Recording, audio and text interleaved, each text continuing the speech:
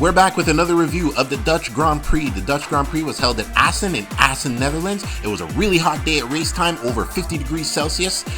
Over 179,000 people were at the race weekend. It was a huge crowd, and we had Marco Bezzecchi on pole. And as we're about to begin, Marco Bezzecchi loses his pole to Brad Binder and Pecco Bagnaia, and Brad Binder goes into first, going into the first turn. Brad Binder on his KTM are able to hold on to first place for the first few laps. First few laps were clean, and then... Where's the action? Just relax. Oh, we get into the action because Jack Miller crashes out on lap 2, turn 1. The Australian rider loses his front end and he's out of the race. Jack's race day looked promising, but it ended early. Another incident at race start, Aleix Espargaro and Luca Marini make contact on the first lap. And as you see here, as they make contact, Aleix loses part of his front right wing. So it's damaged, but he's able to continue during the race. Brad Binder is only able to hold on to first place for a few laps, and on lap 3, Pecco Bagnaia is able to pass Brad Binder for first place.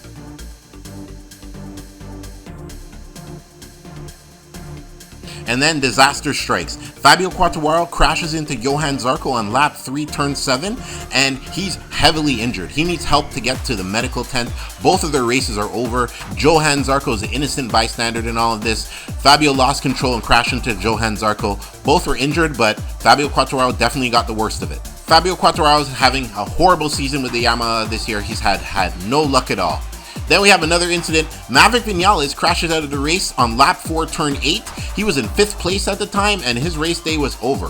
4 riders are out of the race, and we're not even on lap 5 yet. With an over 50-degree track temperature, this is part of the reason why we're seeing a lot of these crashes today. Then Luca Marini makes a slight mistake, and Jorge Martin is able to pass him. And not only Jorge Martin is able to pass him, a number of bikes are able to pass Luca Marini, and he goes from 5th place to 10th. This ruined Luca Marini's race. He wasn't really able to recover. At the end of the race, he was able to finish 7th. Hey, where's the fire? That was with Enea Bastianini's bike. He actually crashed out on turn 5, lap 7, where his bike proceeded to catch fire. He was okay, but his race day was over. Bastianini has not had great races since coming back from injury. Top 5 midpoint of the race were Francesco Bagnai, Brad Binder, Marco Bezzecchi, Aleix Espargaro, and Jorge Martin. Miguel Oliveira retires from the race on lap 13. Raul Fernandez crashed out of the race also on lap 10, so there was quite a number of riders out of the race by midway point in the race. Taku Nabagani had to serve a long lap penalty on lap 13 for exceeding track limits. We have also another retirement. Replacement Honda rider Iker Lacuna retires from the race. This is intense. With all these DNFs, it's really hard to keep up today. We also have a battle for second place. Brad Binder and Marco Bezzecchi are battling it out, but Marco Bezzecchi is able to pass Brad Binder for second place on lap 17. This was a great battle between the two. We also have another incident. Fabio Di Gianantonio crashes out of the race on lap 19, turn 5. He just loses his front end. That's another DNF for today. Honestly, this Assen track is turning into the Grim Reaper today. But what won't leave you dead is our channel, so please like and subscribe so we can bring you more racing videos. Francesco Bagnai builds up a lead of over a second in the last few laps remaining in the race. The lead that Pecco Bagnaia grabbed from Brad Binder on lap 3, he's able to maintain it, and he's able to win the Dutch Grand Prix in Assen.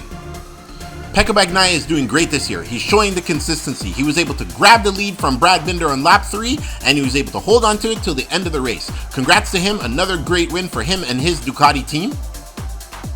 It was a great day for the Ducati team on this hot day in Assen, but we had controversy. Brad Binder thought he came 3rd place and he was celebrating a podium, but Brad Binder would lose his 3rd place to Aleix Espargaro because he exceeded track limits. As we show you here, he went over track limits again. You did it again. Oh no, not again. For the 2nd day in a row, Brad Binder gets demoted because in the sprint race he did the same thing, and Aleix Espargaro is given 3rd place. So Aprilia gets a podium, which they haven't had many podiums this year, so they were super excited. But look at the KTM paddock. Utter shock on the faces of the KTM staff here.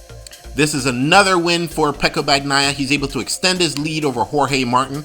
Marco Bezzecchi came 2nd, and Brad Binder did not come 3rd. Because of the demotion, Aleix Espargaro came 3rd. So congrats to him and his Aprilia team. They haven't been having the best year. Going into the summer break, Francesco Bagnai has a 35-point lead over Jorge Martin. Also, Marco Bezzecchi is right behind, 1 point behind Jorge Martin. So it's going to be an interesting championship after the summer break. Congrats to all the riders. Marco Bezzecchi was not able to keep his pole position, but he was able to secure a podium place. Now here are some race notes. Every rider in the race was able to secure points because only 14 riders finished the race. So that was very interesting. Now also, Fabio Quartararo crashed out of the race. Another bad day for him and his Yamaha. If I'm going to rate this race, I'm going to give this race about an 8.5 out of 10. It had a lot of action throughout most of the race, and this is Aleix Espargaro's best race of the season, with him coming third. Also, Brad Binder, he could have had a podium. He has to stop making these silly mistakes of exceeding track limits as he did in the sprint race the day before. More videos to come in the channel. We'll be covering the Red Bull Ring, Formula One's at the Red Bull Ring this weekend. Also, we'll be having more videos about MotoGP, even though they're on a 5-week break, and we have a video coming out this week. How much does it cost for your child to become a Formula One driver? So we hope you enjoyed the video. Please like and subscribe. Red Bet, signing off.